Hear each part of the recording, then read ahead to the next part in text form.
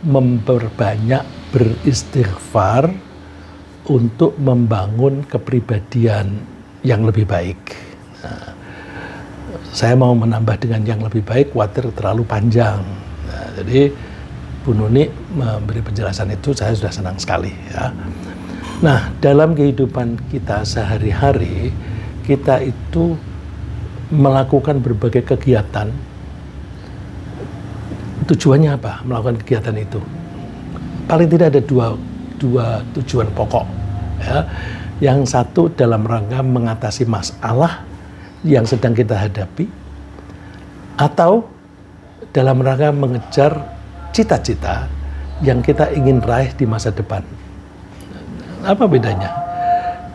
Banyak orang, kasihan sih orang yang semacam itu, sehari-hari itu sibuk sekali dalam rangka mengatasi problem. Dan memang problemnya banyak. Sehingga dia tuh sibuk macam-macam hanya dalam rangka menyelesaikan problem. Kalau itu nggak dikerjakan, hidupnya berantakan.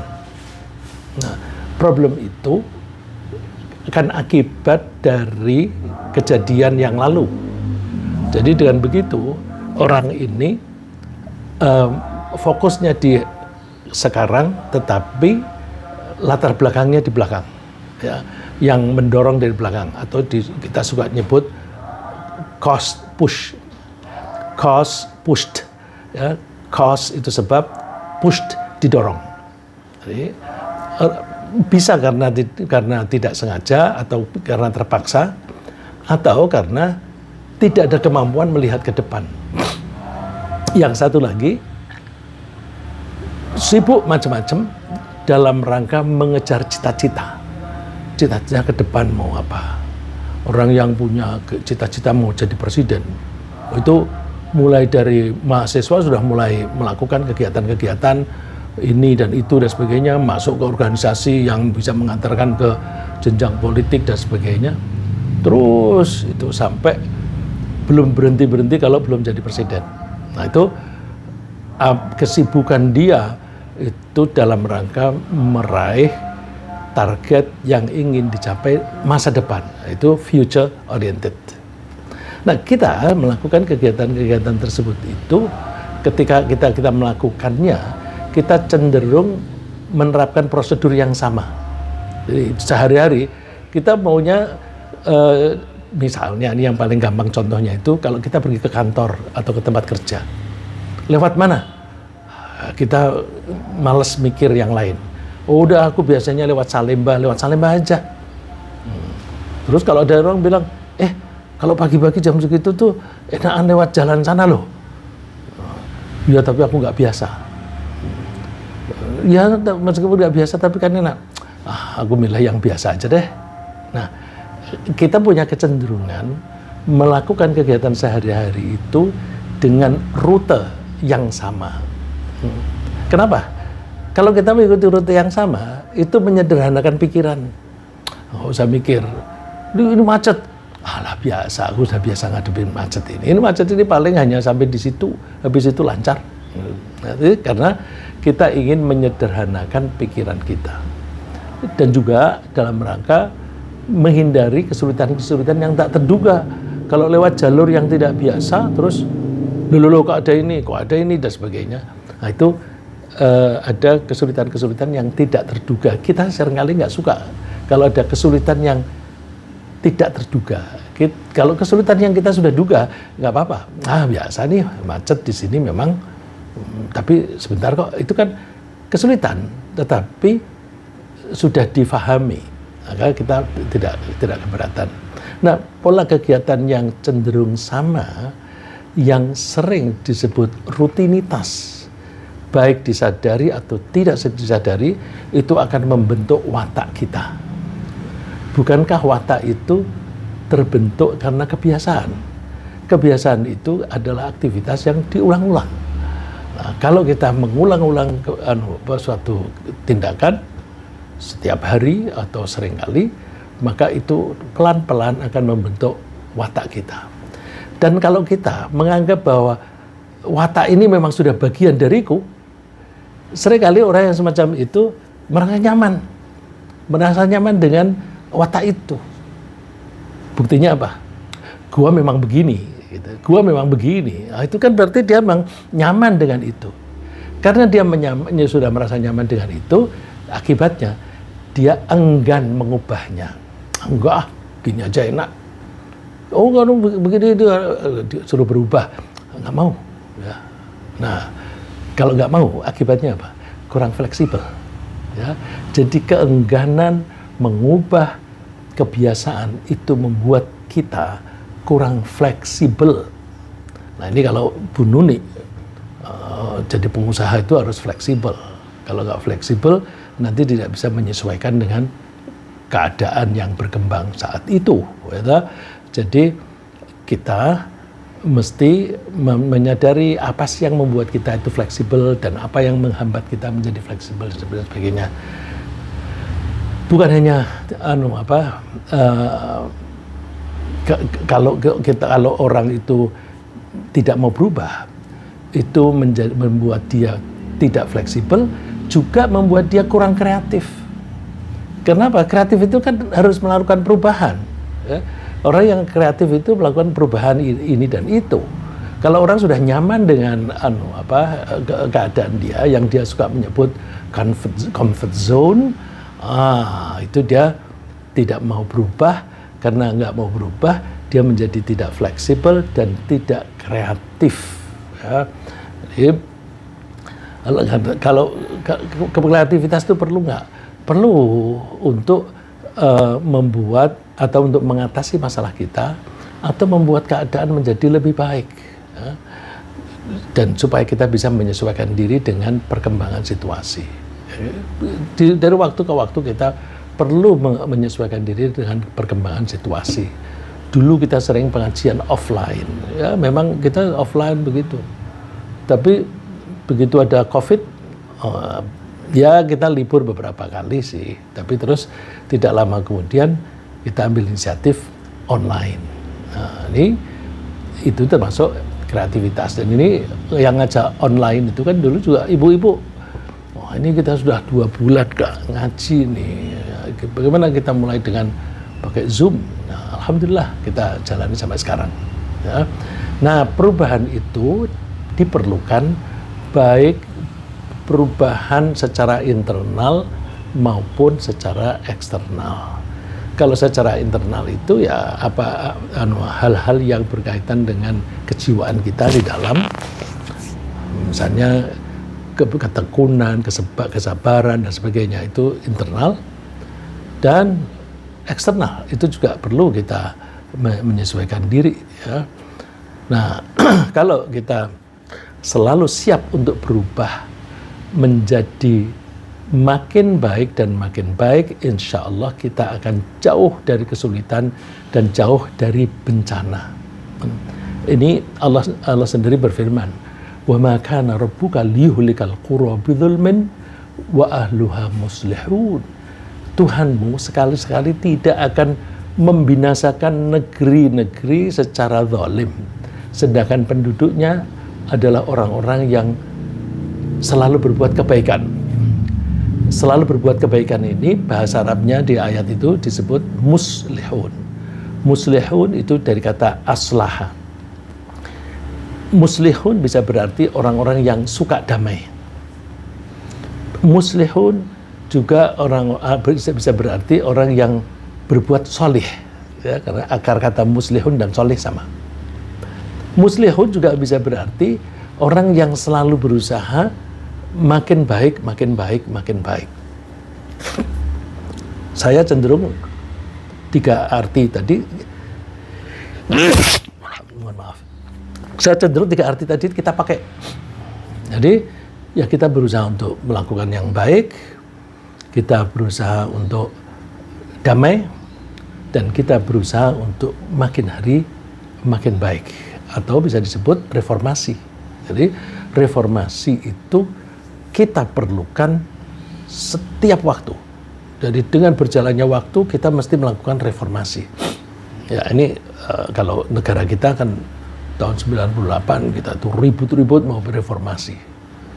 Reformasi ternyata perkembangannya kembali seperti dulu lagi.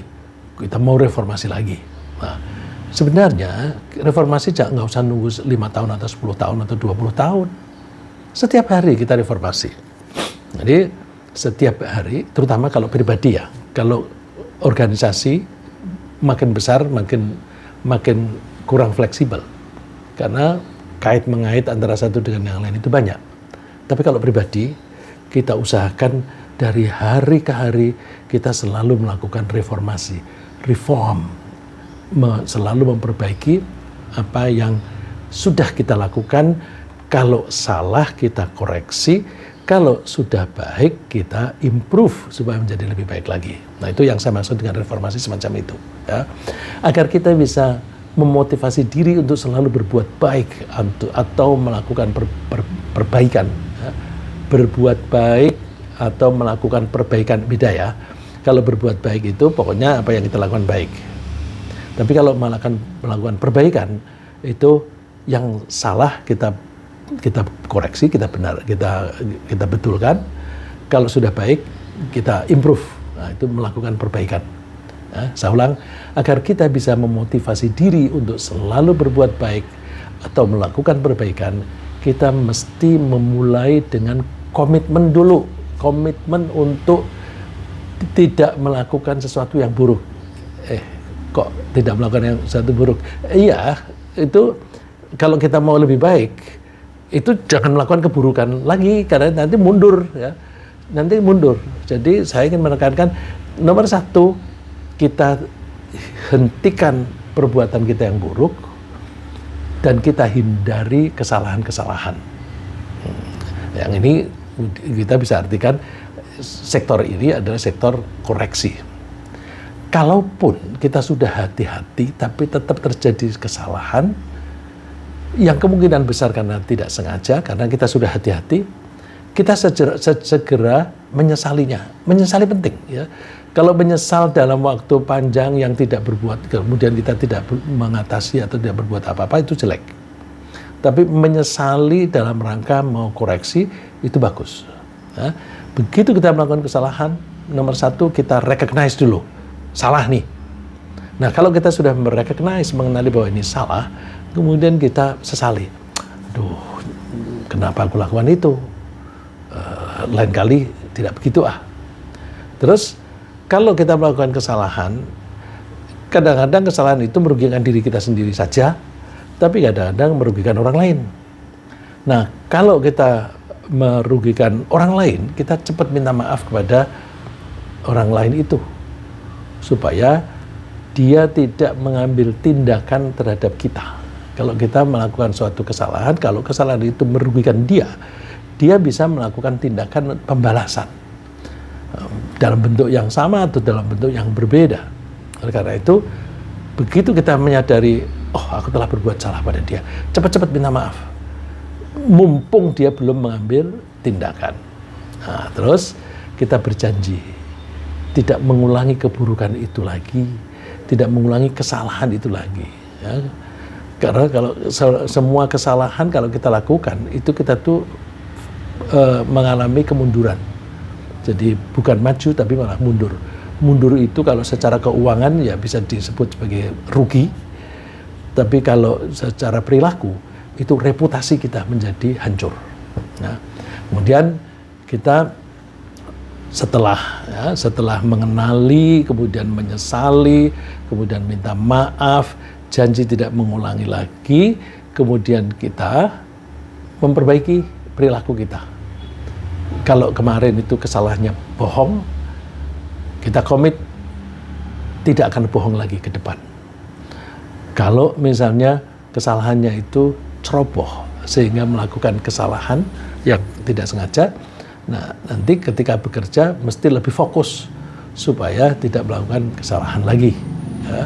Misalnya sholat, ini kok aku sholatnya ragu-ragu sih, 3 rakaat atau 4 rakaat ini tadi. Nah, terus kita coba analisa, kenapa aku lupa? Oh, di tengah-tengah perjalanan aku sholat tadi, tiba-tiba aku inget ini kalau ada temen datang, aku ajak main kemana ya? Ini ke gunung sana, itu banyak kabut, misalnya. misalnya itu di tengah-tengah kita lagi sholat. Nah, pikiran yang pindah dari sholat ke angan-angan seperti itu bisa membuat kita lupa. Oh, ternyata aku lupa tadi itu gara-gara aku terus ingat ada teman mau mampir. Nah, kalau begitu aku tidak mau lagi angan-angan yang lain ketika aku sholat.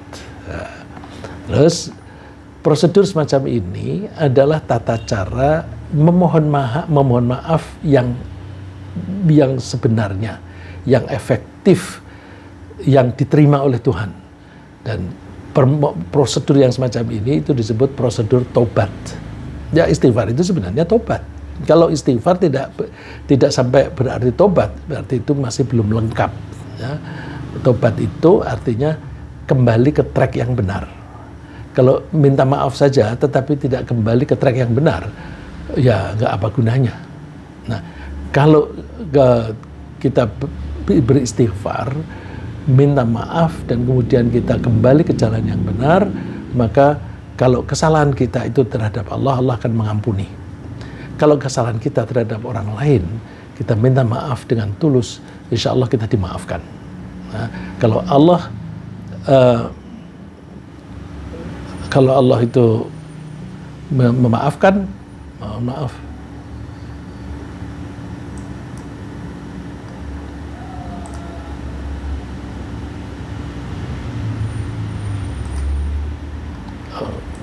Oh, saya kira hilang.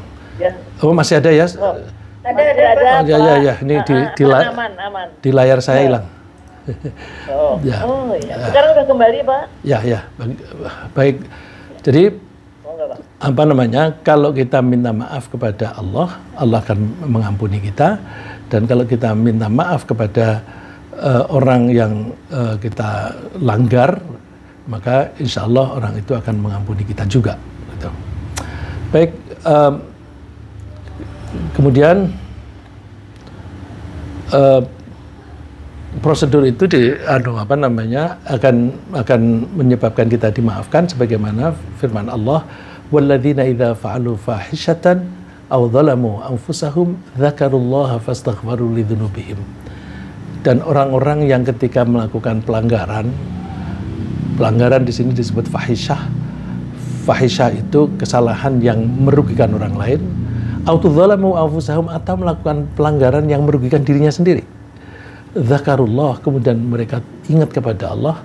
Setelah ingat, mereka cepat-cepat mohon ampun atas kesalahannya.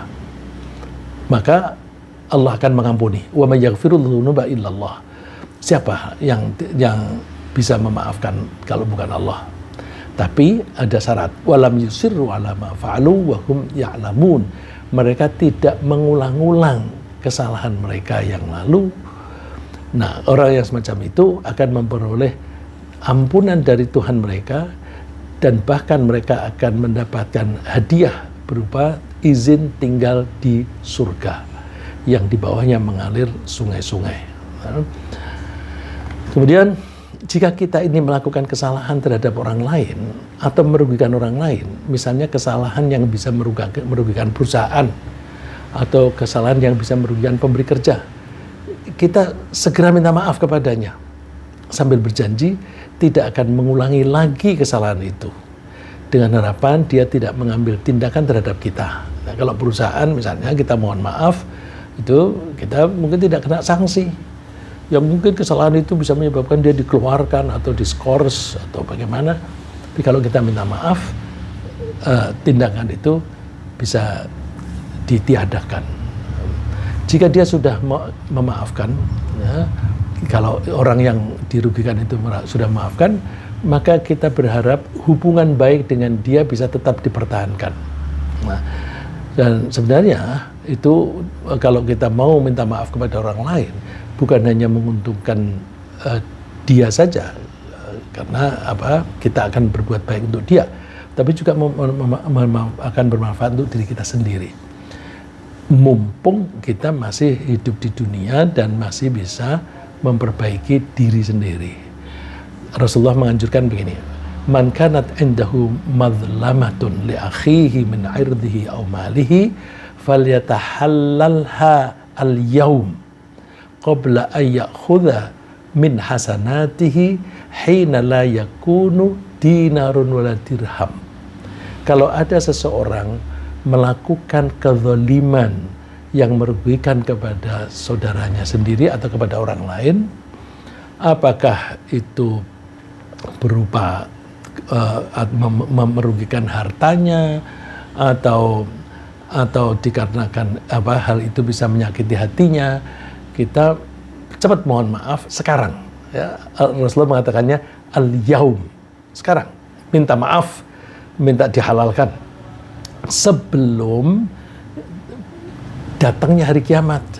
Karena kalau di hari kiamat kita nanti akan diminta pertanggungjawaban. Nah, kalau ada seseorang si A misalnya melakukan kezaliman yang merugikan si B, maka si A yang melakukan kesalahan terhadap si B itu pahala-pahalanya diambil untuk menebus kesalahannya dulu.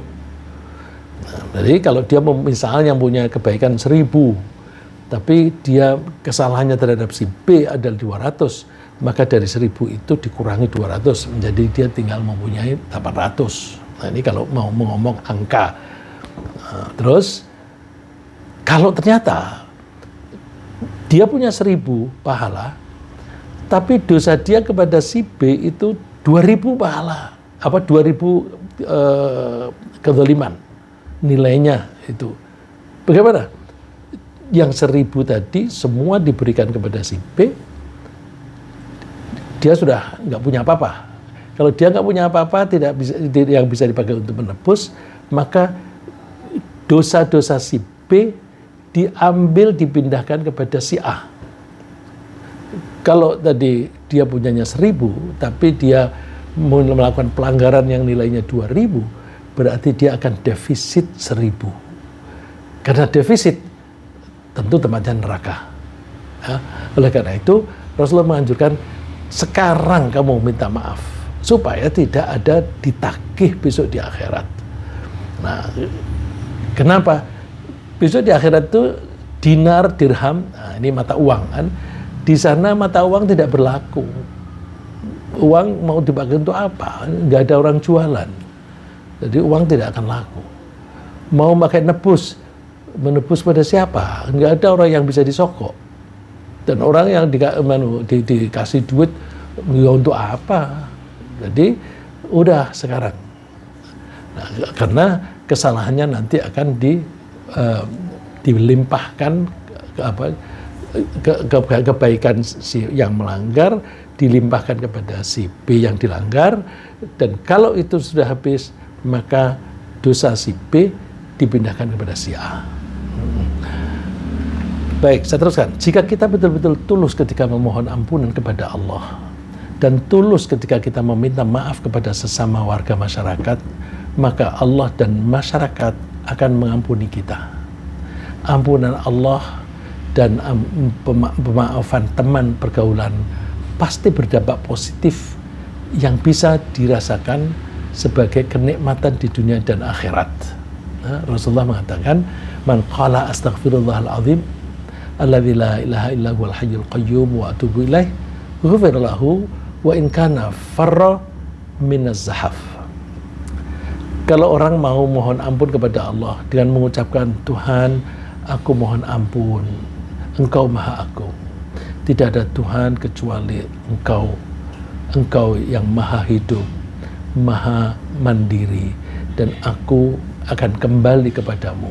Nah, orang mau melakukan itu, dia akan diampuni oleh Allah meskipun dia pernah melakukan dosa besar. Dicontohkan di sini dosa besarnya itu disersi, melarikan diri dari peperangan. Itu dosa besar. Nah, permintaan maaf semacam ini itu sangat erat kaitannya dengan pembinaan kepribadian. Nah, ini saya masuk di situ. Ya, minta maaf itu sangat erat kaitannya dengan pembinaan kepribadian, karena hal ini bisa membangun antara lain. Coba kita perhatikan kepribadian yang seperti apa yang kita bangun. Ya, antara lain adalah sikap rendah hati. Kalau kita minta maaf, itu kan kita mau mengakui bahwa kita telah berbuat salah. Itu kalau tidak rendah hati nggak mungkin. Kemudian ada kepribadian yang selalu siap atau bersedia mengoreksi diri.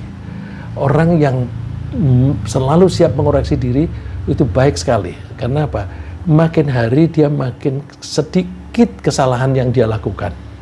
Kalau makin sedikit kesalahan yang dilakukan, maka kalau dia berbisnis, kemungkinan gagal itu menjadi makin kecil. Kemudian dengan minta maaf itu, kita juga membangun rasa tanggung jawab. Ya, aku bertanggung jawab, aku yang berbuat salah. Ya, saya waktu itu memang begini, tapi saya akan berjanji akan memperbaiki. Nah, kemudian kalau kita mau minta maaf, itu akan membangun komitmen kita untuk menjadi orang yang lebih baik. Jadi, we will be committed to become better persons. Ya, jadi kita menjadi punya komitmen untuk itu. Lalu kepribadian lagi yang bisa dibangun adalah menjaga hubungan baik dengan pihak lain. Nah, menjaga hubungan baik dengan pihak lain itu berangkat dari diri kita sendiri. Misalnya gini, orang yang ramah kepada orang lain, dia akan diperlakukan ramah oleh orang lain. Nah, orang yang minta maaf itu kan berusaha ramah pada orang lain, maka orang lain akan merespon dengan ramah juga. Nah, kepribadian yang dibangun lagi adalah rasa tenang karena terbebas dari beban mental yang bisa mengakibatkan distress. Coba deh, kalau kita melakukan kesalahan, mulai dari yang kecil, kita tuh akan merasa bersalah, merasa dosa. Nah, merasa bersalah, merasa berdosa itu membuat kita tertekan. Nah, contoh yang paling gampang misalnya, kita punya utang dengan teman, kita janji mau bayar, tapi ternyata sudah lewat waktunya 1-2 bulan, belum bayar. Terus ada kondangan, datang ke situ, teman itu datang. Nanti kan dia mulai deg-degan itu. Mulai deg-degan, gimana supaya tidak ketemu. Bisa cepat-cepat pulang, supaya tidak ketemu, bisa nyelinap-nyelinap. Itu kan stres itu, tekanan batin. Jadi, saya ulang, kalau kita mau rajin minta maaf, maka kita pelan-pelan membangun kepribadian yang rendah hati, selalu bersedia mengoreksi diri, mempunyai rasa tanggung jawab, dan committed untuk menjadi orang yang lebih baik, serta menjadi kepribadian yang berusaha menjaga hubungan baik dengan pihak lain, dan menjadi orang yang tenang kepribadiannya karena tidak ada tekanan-tekanan batin. Nah, rasa terbebas dari beban mental ini salah satu dari manfaatnya itu tadi kan, terbebas dari beban mental, karena orang kalau pernah berbuat salah kepada orang lain itu menjadi beban. Nah, di Al-Quran disebutkan ya, rasa terbebas dari beban mental semacam ini itu sangat penting karena kita membutuhkan ketenangan hati setiap saat kita mengambil keputusan. Allah berfirman, wa wada'na 'anka wizraka alladhi anqadha dhahrak, dan kami telah menghilangkan darimu bebanmu. Beban ini istilah yang dipakai di dalam Al-Quran, wizrak. Wizrak itu bisa berarti beban, tapi bisa juga berarti dosa. Nah, beban itu berasal dari dosa. Jadi orang kalau melakukan dosa, otomatis dia akan membebani jiwanya sendiri. Nah, kalau orang yang berbuat salah itu mendapatkan ampunan, dimaafkan, maka beban mental itu menjadi hilang. Ya, alladzi anqadha dhahrak, beban dosa itu membebani kehidupanmu. Lalu kita pun janji, kita pun jika rajin beristighfar, kita akan jauh dari kemungkinan berputus asa. Berputus asa dalam kehidupan meskipun kita suatu saat menghadapi kesulitan. Nah, jadi orang yang banyak melakukan kesalahan, terutama kalau kesalahannya banyak. Coba orang melakukan kesalahan yang sampai dia dipenjarakan seumur hidup, itu kan menjadi dia merasa useless. tidak ada gunanya. Nah itu bisa membuat dia putus asa. Ya. Kemudian apalagi kalau tidak ada pihak-pihak yang bersedia menolong, bersedia membantu. Nah, karena itu kalau kita itu diampuni, maka itu akan membebaskan kita sendiri dari tekanan. Ya. Allah berfirman, "Qul ya ibadiyalladzina asrafu ala anfusihim la taqnatu min rahmatillah. Innallaha yaghfirudz dzunuba jami'a. Innahu huwal ghafurur rahim." Katakan Muhammad kepada hamba-hambaku, wahai hamba-hambaku yang telah berlebihan dalam melakukan pelanggaran. Jadi yang dosanya sudah banyak. La taqnatu, kalian jangan putus asa dari kasih sayang Allah. Allah bisa mengampuni semua kesalahanmu, jami'an, semua. Allah itu Maha Pengampun dan Maha Penyayang. Nah, tapi tentu syaratnya harus serius dalam minta ampun seperti yang kita bahas tadi. Nah, di samping Allah itu menjauhkan kita dari keputusasaan, Allah juga akan menggerakkan rasa optimis. Putus asanya hilang, diganti dengan optimis di hati kita. Jika kita rajin beristighfar secara rutin, ya, istighfarnya secara rutin. Nabi Muhammad bersabda, "Man lazimal istighfara ja'alallahu lahu min kulli hammin faraja wa min kulli dhaiqin makhraja wa razaqahu min haitsu la yahtasib." Barang siapa menekuni istighfar, menekuni berarti terus-menerus setiap hari, maka Allah akan memberinya kelonggaran pada setiap kesedihan. Dia sedih, nanti Allah akan memberi kelonggaran. Ada way out, ya, ada jalan keluar supaya keluar dari kesedihan tadi. Dan Allah akan memberinya solusi setiap kali dia punya kesempitan. Ada problem, dia bisa mengatasinya. Serta Allah akan memberinya rezeki dari arah dan jumlah yang tidak disangka-sangka.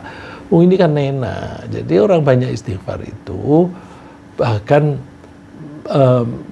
bisa mengatasi masalahnya dan akan terhindar dari bahaya, bahkan bisa mendapatkan rezeki yang banyak. Lalu kalau ditanya, apa hubungannya? Kalau tadi istighfar itu bisa membantu kita membangun kepribadian. Tapi kalau dalam hal rezeki, dari mana? Coba kita lihat, ya.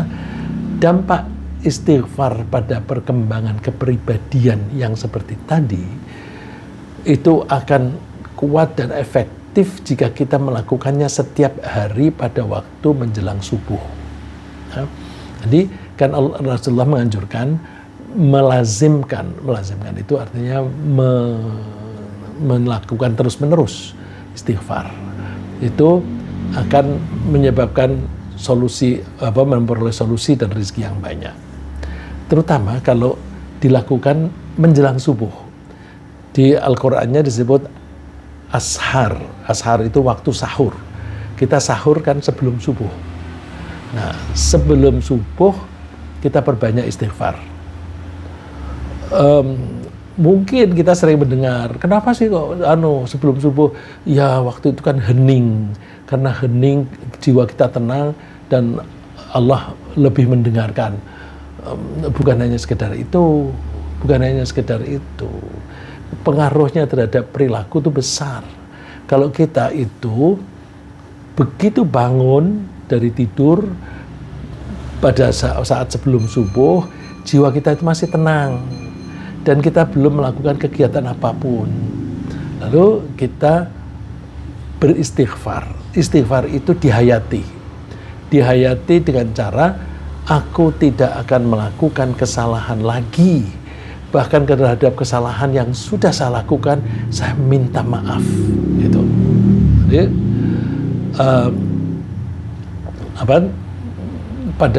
pada saat sahur atau pada saat sebelum subuh itu, jiwa tenang, kita membuat komitmen yang semacam itu. Aku tidak melakukan kesalahan lagi, bahkan kesalahan yang sudah saya lakukan, saya sekarang mohon maaf. Lalu berjanji untuk tidak mengulangi keburukan atau kesalahan yang sama setidak-tidaknya di hari itu. Jadi setiap pagi kita bikin komitmen, hari ini aku tidak akan melakukan kesalahan. Oh, itu begitu bangun sudah langsung buat komitmen begitu. Itu akan berpengaruh terhadap kehidupan kita dalam sehari-hari. Terus ada pancingan-pancingan untuk berbuat buruk, enggak, aku tidak mau. Ya, kadang-kadang kita itu terpancing, ada orang yang maki-maki, terus kita panas, lalu terus kita tempeleng, atau kemudian kita balas maki-maki. Kita balas maki-maki aja itu sudah buruk. Kenapa ada orang lain berbuat buruk? Ya, contohnya maki-maki, kita menjadi orang buruk pula. Jangan, aku sudah beristighfar. Enggak, aku tidak mau menjadi orang yang baik, orang yang buruk. Aku mau jadi orang yang baik. Nah, terus dengan begitu kita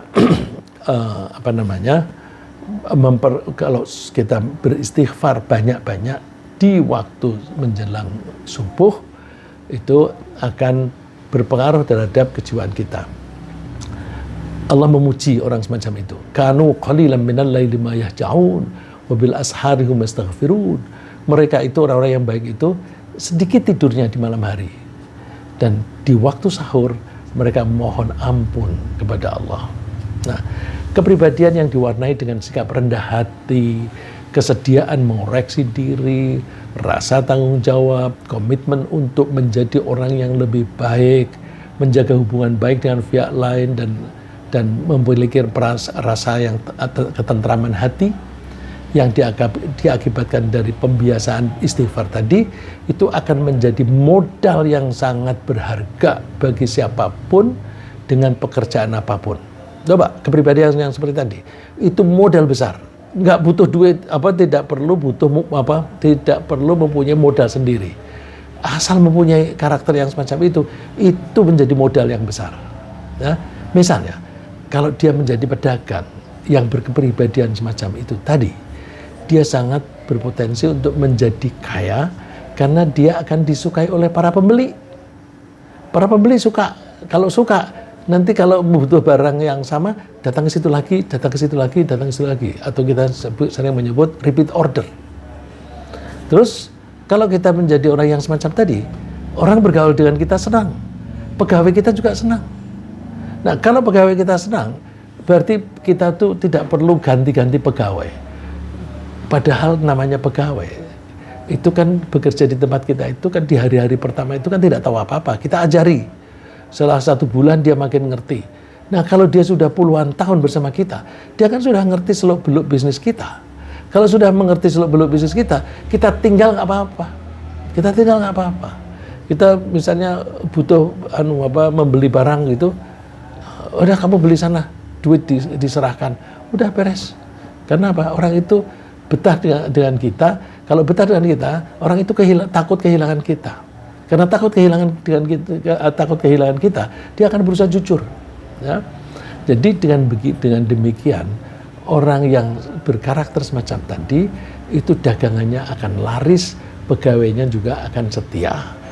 Para investor dan supplier juga tertarik untuk meminjami modal. Nah, investor dan supplier itu kan orang-orang yang berpotensi untuk memodali kita. Investor bisa juga misalnya ikut saham pada kita atau meminjami kita. Nah, meminjami kita itu kan juga termasuk investasi. Nah, itu kita mencari pinjaman gampang. Supplier itu kan sekarang ini kan banyak sekali orang bersaing dalam menyediakan barang kepada pedagang ke toko-toko begitu. Caranya gimana? Taruh barang dulu, bayarnya nanti. Jadi dengan cara membayar konsinyasi. Nah, kalau dagang dengan cara kita membeli dengan cara konsinyasi, itu kan sama dengan kita dimodali. Nah, jadi kepribadian tadi itu bisa membangkitkan atau mendorong orang untuk memodali kita, bisa mendorong orang untuk memberi dari kita. Dengan demikian, orang yang semacam ini itu punya potensi besar untuk menjadi kaya. Kaya, betul-betul materi. Ini ayatnya jelas menyebut harta. Faqultu astaghfiru rabbakum innahu kana ghaffara. Mohon ampunlah kepada Tuhanmu. Tuhanmu itu Maha Pengampun. Oke, ini dalam hal kesalahan ampunan. Terus kalau Allah itu mengampuni, Allah itu akan menyayangi kita. Bentuk menyayanginya bisa bentuk materi.